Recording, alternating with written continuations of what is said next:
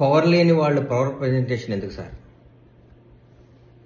మాట్లాడితే గత పాలకులు ఎన్నిసార్లు మాట్లాడతారో ఆ మాటకు కూడా విసిగి వేసారిపోతుంది. గత 10 సంవత్సరాల నుంచి మేము ఏం చేసాం చెప్పండి. గత 10 సంవత్సరాల నుంచి మేము ఈ రాష్ట్రాన్ని ఏం అభివృద్ధి చేసాం చెప్పండి.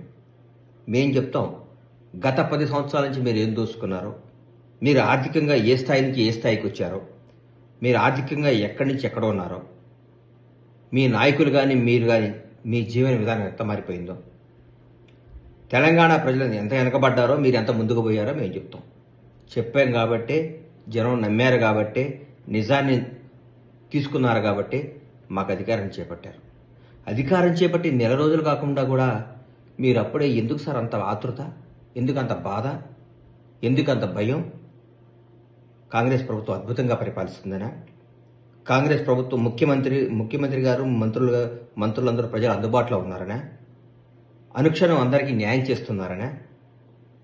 ప్రజలందరూ సుఖ సంతోషాలతో కళకళలాడుతున్నారనా? ఎందుకు మళ్ళీ లేనిపోయిన మీ ఎన్ని? ఆగండి, వెయిట్ చేయండి, టైం ఇవ్వండి, అద్భుతంగా చేస్తాం. 20 గంటల పనిచేసే ప్రభుత్వం వచ్చింది రోజుకి. అందుబాటులో ఉండే ముఖ్యమంత్రి గారు వచ్చారు, ప్రజల మనసులో ఉండే మంత్రులు వచ్చారు. రాష్ట్రం ఎక్కడికో నుంచో ఎక్కడికో దూసుకుపోవడానికి సంసిద్ధంగా ఉంది. మాట్లాడితే గత పాలకులు బాగాలేదనో బాగుందనో, ఫస్ట్ టైం మీకు 61 సీట్లు, తర్వాత ఇస్తే మీరు దాని జనాన్ని గుంజుకొని పెంచుకున్నారు. ఇంకెన్నిసార్లు చేస్తారు? ఇది ఎట్లా చేస్తారు? ధర్మం ఉండాలి కదా, న్యాయం ఉండాలి కదా.